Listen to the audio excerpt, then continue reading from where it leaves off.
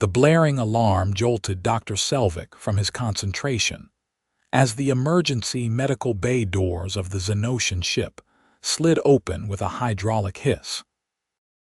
4 medical officers rushed in, pushing a hovering stretcher bearing the mangled body of Pilot Karzin, whose right leg ended in a bloody stump just below the knee. "Impact with orbital debris," explained Officer Thelav as they transferred the unconscious pilot to the operating table. The cockpit was breached during routine patrol. Emergency seal activated, but not before that section was completely crushed. Dr. Selvig's inner eyelids flickered rapidly, the Xenotian equivalent of a grimace. "Vital signs. Stabilized but critical. We administered clotting agents and pain suppressants during transport." Selvig activated the surgical field sterilizer, the blue light bathing the wounded area. His third assistant, Dr. Marin, scanned the injury with a medical tricorder. "Severe traumatic amputation," Marin reported, her voice clinical and detached. "Bone splintered, major blood vessels severed. Tissue damage extends to mid-thigh from the compression force." Selvig began preparation for surgery. "We'll clean and seal the wound. Prepare the genetic registry for official update." A somber mood settled over the medical team. For a Xenotian, losing a limb meant permanent disability. Their evolutionary biology had never developed significant regenerative capabilities. Unlike some species that could regrow appendages, a Xenotian who lost a limb was forever diminished. "Begin neural detachment protocol," Selvig ordered. "Ensure the registry is updated to indicate Pilot Karzin's new status. Flight duty will be permanently rescinded." The doors to the medical bay opened again, but this time without the urgency of before. Dr. Vrexel, the ship's exobiology specialist, entered with an unexpected visitor in tow. "Dr. Selvig, I apologize for the interruption," Vrexel said, "but our human liaison has information that might be relevant to your patient." Selvig glanced up, irritated by the interruption during a critical procedure. The human, Jason Reed, stood awkwardly at the entrance, clearly uncomfortable with the medical scene before him. "Whatever information the human has can wait until after surgery," Selvig said dismissively. "Actually," Reed stepped forward, "I couldn't help overhearing about the amputation. I might have a perspective worth considering." Selvig's irritation grew. "We are in the middle of a life-saving procedure, Mr. Reed. This is hardly the time for a cultural exchange." "I understand," Reed nodded. "But before you permanently classify the pilot as disabled, you should know that humans routinely recover full or near full functionality after limb loss through prosthetics." This statement caused Selvig to pause. His compound eyes focused on the human with newfound interest. "Explain." "Humans have been developing artificial limbs for centuries. Modern prosthetics on Earth can restore almost complete functionality. Some even provide enhanced capabilities beyond the original limb." Dr. Marin looked up from her work. "That's impossible. The neural interface alone would. We've solved those problems," Reed interrupted. "I can provide all the technical specifications and surgical protocols. Your pilot doesn't need to lose his career." Selvig's antennae twitched in thought. "Continue with the immediate surgical needs," he instructed his team. "Mr. Reid, prepare your information. We will discuss this further once my patient is stabilized." The surgical team worked diligently to clean and seal Karzin's wound, stopping the bleeding and preventing infection. Throughout the procedure, Reed stayed in the corner of the medical bay, using his datapad to compile information on human prosthetic technology. 4 hours later, with Karzin stabilized in a recovery pod, Selvig approached Reed. "Your suggestion is unorthodox," the Xenotian doctor admitted.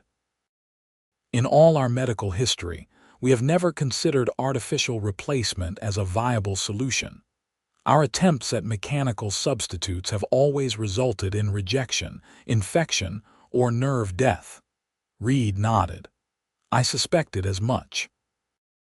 Human medical science took a different path, partly because of our frequent wars and industrial accidents. We've had centuries of necessity driving innovation. Show me what you have, Selvig said. Reed activated his holographic display, showing detailed schematics of modern human prosthetics, complete with neural interface technology, pressure-sensitive skin analogs, and adaptive movement algorithms. The key breakthrough was the neural interface, Reed explained. Early prosthetics were just mechanical replacements with limited function, but modern versions connect directly to the nervous system. The brain learns to control them just like a natural limb. Selvig's inner eyelids flickered rapidly as he processed this information. And the success rate? On Earth, over 95% for lower limb replacements. With your more advanced materials technology, you could likely improve on our designs. Dr. Marin joined them, her skepticism evident. The Xenotian nervous system is significantly different from human physiology. Our neural pathways use chemical transmitters your species doesn't possess. True, Reed acknowledged, but the principles are adaptable. The basic concept of translating nerve impulses to mechanical action is universal. We'd need to adjust the interface, but it's solvable. Selvig called up Karzin's medical file. Pilot Karzin has served with distinction for 15 cycles. To lose his flight status because of this accident seems unnecessarily wasteful. It would be, Reed agreed. On Earth, there are athletes, soldiers, even pilots with prosthetic limbs performing at or beyond their previous capabilities. Selvig made a decision. Dr. Vrexel, as our exobiology specialist, work with Mr. Reed to adapt human prosthetic technology to Xenotian physiology. Dr. Marin, research our archives for any previous attempts at artificial limbs, successful or not. And Karzin, Marin asked. I will speak to him when he regains consciousness.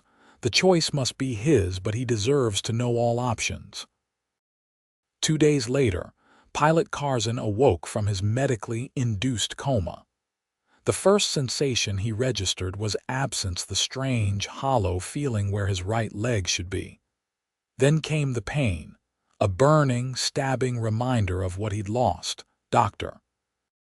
Selvig stood by the recovery pod, monitoring his patient's vital signs. Welcome back, Pilot. Karzin's voice was weak. My leg. Yes, the damage was too severe to save it. The amputation was necessary to preserve your life. Karzin closed his eyes, the reality of his situation sinking in. My service record will be updated. That, Selvig said carefully, is what I wish to discuss with you. There may be an alternative to permanent disability classification. Karzin looked confused. What alternative? The regulations are clear. The regulations were written before our contact with humans. Selvig activated a display screen showing designs for a prosthetic leg, specifically adapted to Xenotian physiology. Our human liaison has introduced us to technology that could restore your mobility, possibly even allow you to return to duty. Karzin stared at the schematics, his antennae twitching with hope and disbelief. Is this real? Not theoretical. Humans have been using such technology for generations. We've begun adapting it to our physiology. Jason Reed entered the recovery room, nodding respectfully to the pilot. Pilot Karzin, I'm sorry about your injury. With your permission, I'd like to show you something. Reed activated his personal datapad, displaying video footage of human amputees using prosthetic limbs running, climbing, even piloting aircraft. These are my people, Reed explained. All have lost limbs through accident or illness, but they've adapted and continued their lives with artificial replacements. Karzin watched the footage with growing fascination. They move so naturally. The prosthetics become an extension of the body, Reed explained. The brain adapts to control them just like a natural limb. With training, many users report forgetting they're using a prosthetic at all. Karzin looked at Selvig. This has never been done for a Xenotian. Never successfully, Selvig admitted, but we've never had human expertise to guide us. Mr. Reed has provided extensive technical data and surgical protocols that could make it possible. Could I fly again? That is our goal, Selvig said, but I must be honest, this would be experimental. There are risks. What risks? Dr. Marin joined them, datapad in hand. Potential nerve damage, infection, rejection of the neural interface. And there's no guarantee of success even if the surgery goes well. The rehabilitation would be extensive and painful. Karzin was quiet for a long moment. The alternative is a desk assignment until retirement. Yes, Selvig confirmed. Karzin's antennae straightened with determination. Then I choose to try. When can we begin? Over the next 3 weeks, a team of Xenotian medical specialists worked closely with Jason Reed to design a prosthetic leg specifically for Pilot Karzin. They used the ship's advanced fabrication systems to create components that would be compatible with Xenotian physiology. The neural interface posed the greatest challenge. Human interfaces were designed to connect with a completely different nervous system. Dr. Vrexel spent long hours in the exobiology lab, running simulations to adapt the technology. The problem, Vrexel explained during one late-night session with Reed, is that our nervous system uses both electrical and chemical signals in ways yours doesn't. The interface must recognize and translate both. Reed nodded, studying the holographic model of Xenotian neural pathways. What if we use a hybrid approach? The first generation of the interface could focus primarily on the electrical signals, which are more similar to human ones. Then we add chemical sensors in the second phase. Vrexel considered this. A staged implementation. That could work. It would give Karzin's nervous system time to adapt to each new level of integration.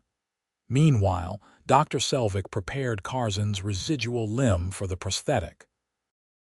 The healing had progressed well, but further surgery was needed to shape the limb and implant the initial connection ports for the prosthesis. The surgery will take approximately 6 hours, Selvig explained to Karzin. We'll reshape the bone end and create a stable attachment point, then implant the primary neural connectors. These will serve as the communication pathway between your nervous system and the prosthetic leg. Karzin nodded, his eyes fixed on the holographic model of his future prosthetic.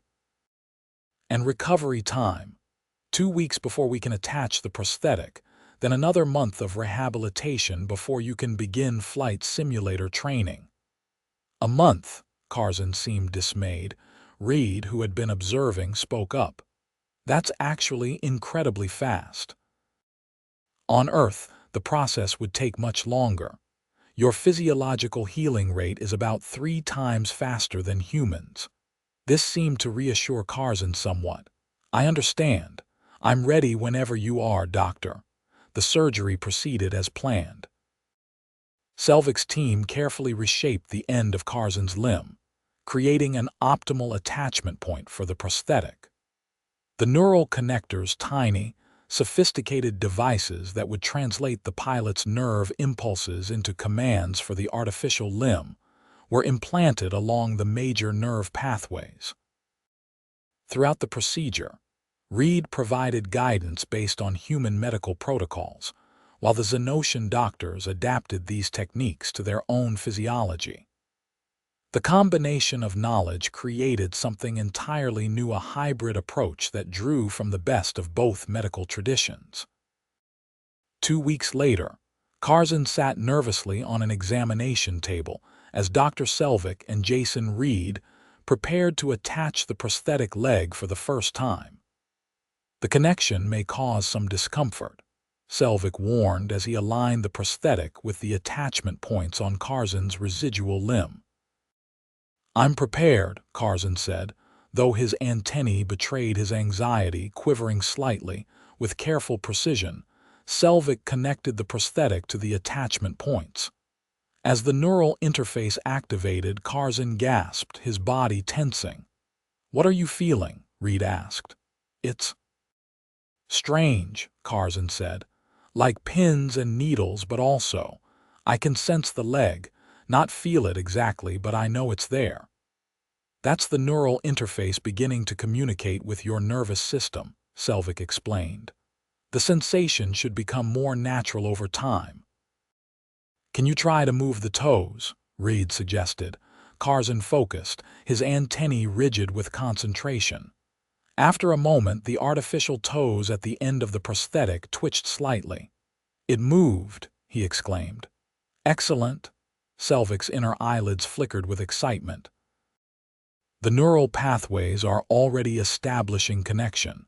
This is progressing faster than anticipated." Over the next 4 weeks, Karzin underwent intensive rehabilitation. At first, simply standing with the prosthetic was a challenge. His balance was off, and the interface still felt foreign. But with each passing day, his control improved. Reed often joined the rehabilitation sessions, offering insights from human experiences with prosthetics. "The key is to not overthink it," he advised. "Your brain knows how to walk. You just need to let it learn that this new leg is part of you." By the end of the second week, Karzin was walking with minimal support. By the third, he was navigating stairs and uneven surfaces. And by the fourth, he was running on a treadmill.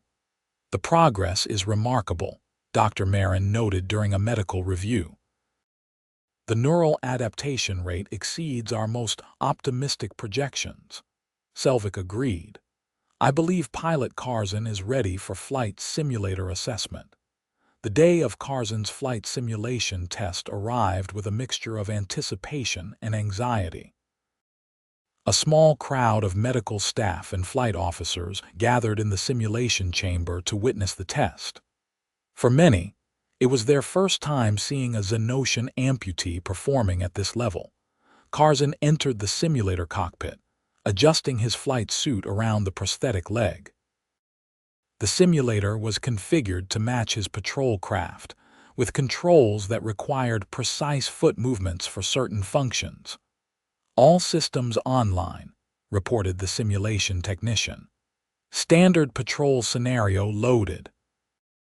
Karzin took a deep breath, placed his hands on the controls, and positioned his feet, both natural and artificial, on the pedals. "Pilot Karzin ready. Begin simulation."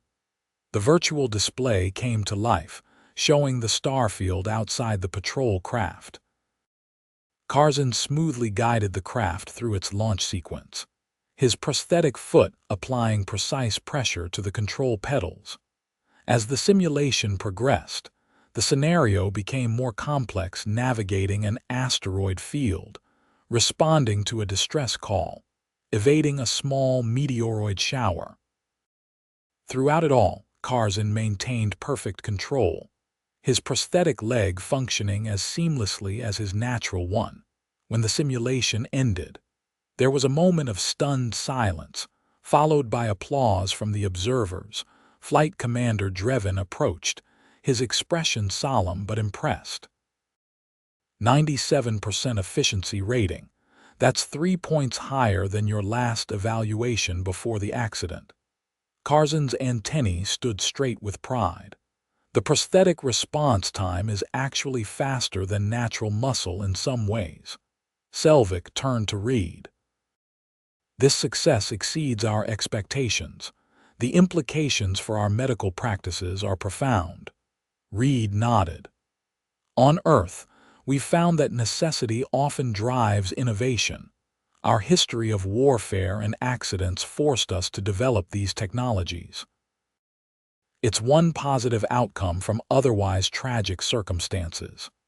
Perhaps we have been too accepting of limitation, Selvig mused, too ready to classify injury as permanent disability.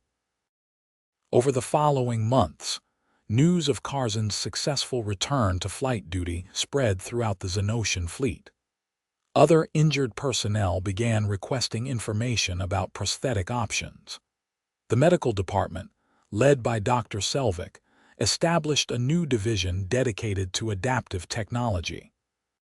6 months after his accident, Pilot Karzin was formally reinstated to full flight status. At the ceremony, he stood proudly in his dress uniform, his prosthetic leg now a symbol not of loss, but of resilience and adaptation. Today marks not just my return to duty, Karzin addressed the assembled crew, but a new understanding for our medical practices. What we once considered permanent loss can now be seen as a challenge to overcome. I am grateful to our human allies for sharing their knowledge, and to our medical team for their courage in attempting what had never been done before. Jason Raid, standing among the dignitaries, felt a sense of pride. The exchange of knowledge had benefited both species. While the Xenotians gained life-changing medical technology, humans received advanced materials science and fabrication techniques that would improve their own prosthetics. After the ceremony, Dr. Selvig approached Raid. The High Medical Council has requested detailed information on all human adaptive technologies. They believe there may be applications beyond limb replacement. Reed nodded. We'll share everything we have. In return, the advancements you've already made with Karzin's prosthetic could help millions of humans. A fair exchange, Selvig agreed. Though I must admit, when you first interrupted my surgery with your suggestions, I nearly had you removed from medical bay. Reed laughed. I'm glad you decided to listen instead. As am I, came a voice behind them. Pilot Karzin had joined them, walking smoothly on his prosthetic leg. Without your intervention, Mr. Reed, I would be behind a desk, not in a cockpit. There's something else, Selvig added, his tone becoming more serious. The success of your case has prompted us to review our historical medical records. What did you find? Karzin asked. Evidence that our ancestors may have once possessed regenerative capabilities, similar to some Earth species. The genetic potential is still present, though dormant.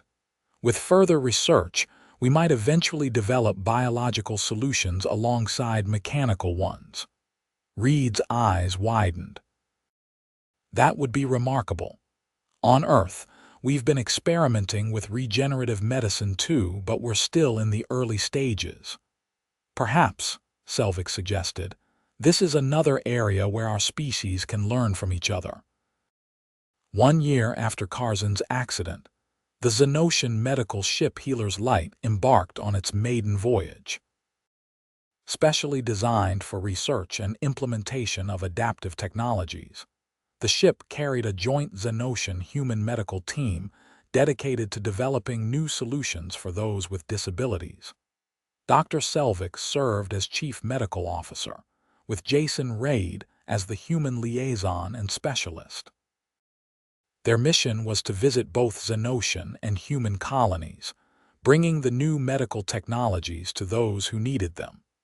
Their first destination was a remote Xenotian mining colony where industrial accidents were common. Many former miners lived with disabilities that had ended their careers and dramatically limited their quality of life. As the Healer's Light entered orbit around the colony planet, Selvig and Reed reviewed their patient files. 27 cases of limb loss, 15 spinal injuries, and numerous lesser disabilities, Selvig noted. More than enough work for our initial mission. Reed nodded. The beauty of what we're doing is that each success creates a cascade effect. Each person who regains function becomes living proof that limitation isn't permanent. The ship landed at the colony's main settlement, where a crowd had gathered to welcome them. Many were using mobility aids or were visibly missing limbs. The hope on their faces was palpable. Among the welcoming committee was the colony's administrator, himself missing an arm from a mining accident years before. "Your arrival has given our people hope," he told Selvig and Reed. "Many had resigned themselves to permanent disability." "That resignation ends today," Selvig replied. "We bring not just technology, but a new philosophy. Loss is no longer permanent.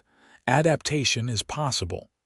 The medical team set up their equipment in the colony's hospital. Over the next 3 months, they performed surgeries, fitted prosthetics, and trained local medical staff in the new techniques. Each success story spread through the colony, bringing more people forward for treatment. One case particularly stood out. A young Xenotian named Telev had lost both legs in a cave 5 years earlier. Despite his youth, he had given up hope of ever walking again, becoming increasingly isolated and depressed. When Reed and Selvig first evaluated him, Telev was skeptical. "Why would this work for me when nothing else has?" he asked bitterly. "Because we're not just replacing what you lost," Reed explained. "We're creating something new that works with your body, not against it." Telev's case was complex, requiring multiple surgeries to prepare his limbs for the advanced dual prosthetics. Throughout the process, Pilot Karzin, who had joined the mission as a patient advocate, provided encouragement and proof of what was possible.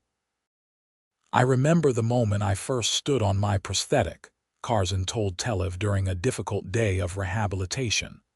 "It wasn't just about standing. It was about reclaiming who I was, who I could still be."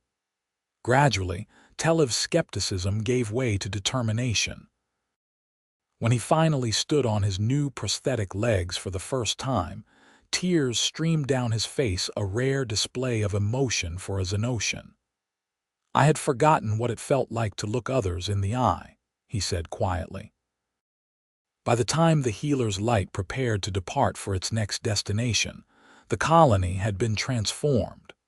Former miners returned to work with adapted tools and prosthetics. A rehabilitation center had been established to continue the work after the medical ship departed. At a farewell ceremony, the colony administrator, now fitted with an advanced prosthetic arm, addressed the gathered crowd. "When I lost my arm, I believed a part of my life was over forever. Our medical tradition taught us to accept such losses as final.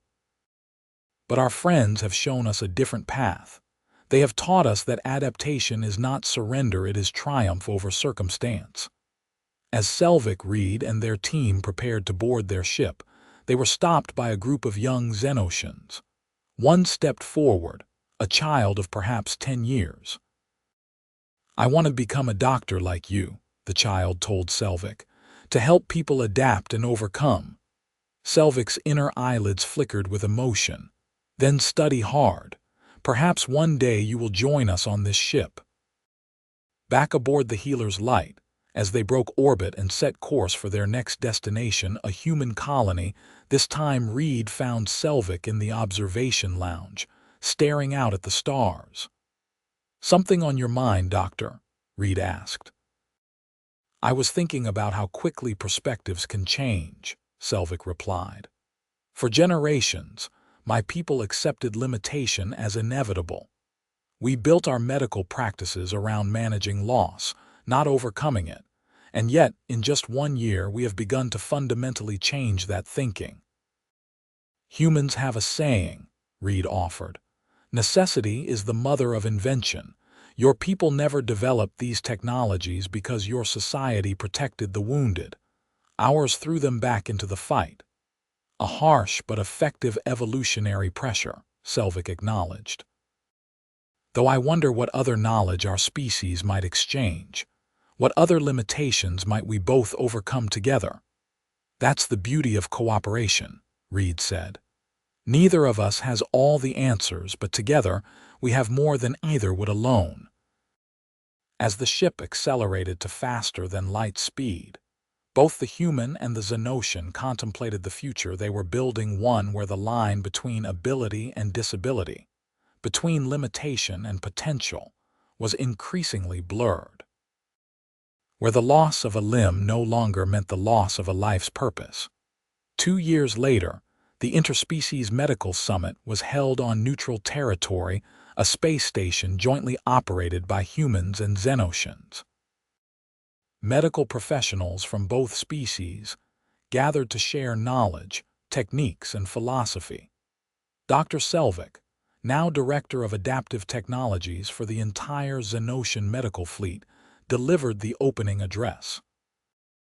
2 years ago, I was a surgeon who believed amputation meant permanent disability. Today, I stand before you as a representative of a medical revolution that has changed thousands of lives across 2 species, but we have only begun to explore the possibilities of our collaboration. He gestured to the audience, where both humans and Xenotians with various prosthetics sat together. Among them was Pilot Karzin, now a flight instructor who specialized in training amputees to return to the cockpit. The success stories you will hear during this summit are not merely about restored function. They are about restored lives, restored purpose. And most importantly, they represent the beginning of a new era in medical thinking, one where we no longer accept limitation as final, but see it as a challenge to overcome through ingenuity and determination. Jason Reid, now the official Human Xenotian Medical Exchange Coordinator, joined Selvig at the podium. What began with a simple suggestion during an emergency surgery has blossomed into one of the most productive collaborations between our species, Reid said. The prosthetics we've developed together are now more advanced than either of our species had separately. But more importantly, we've exchanged not just technology, but perspective. The summit continued for a week, with presentations on new advances in neural interfaces, lightweight materials, regenerative techniques, and rehabilitation protocols. Surgeons performed demonstration procedures, and patients shared their experiences. On the final day, a surprise announcement was made. The Xenotian High Medical Council, in conjunction with Earth's Global Health Organization, was establishing a permanent interspecies medical research center, dedicated to developing adaptive technologies for all known sentient species. As the summit concluded, Selvig and Reid found themselves once again looking out at the stars from an observation deck. "It's amazing how far we've come," Reid remarked, "from that first emergency surgery to this." "Indeed," Selvig agreed. "Though I still maintain you were extremely presumptuous to interrupt my procedure," Reid laughed. "Probably, but it worked out." "It did," Selvig conceded, "and now we face new challenges. The Rithians have expressed interest in our technologies, though their physiology presents unique difficulties." "We'll figure it out," Reid said confidently. "That's what we do now."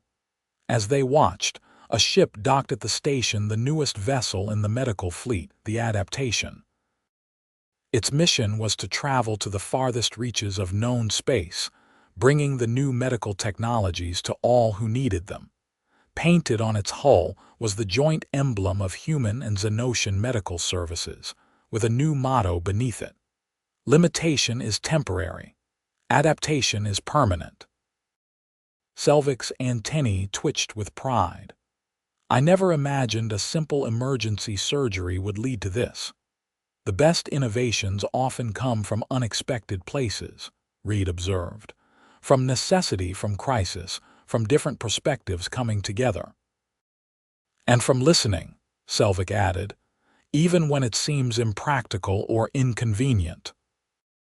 As they watched the new medical personnel disembark from the Adaptation, A mixed crew of humans, Xenotians, and other allied species both felt the satisfaction of knowing that what they had started would continue to grow, to adapt, and to transform limitation into possibility across the stars.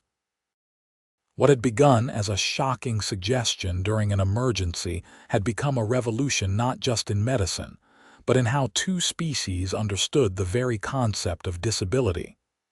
Where once there was resignation, now there was determination. Where once there was limitation, now there was adaptation. And where once there was separation, now there was collaboration, a shared journey toward a future with fewer boundaries and greater possibilities for all.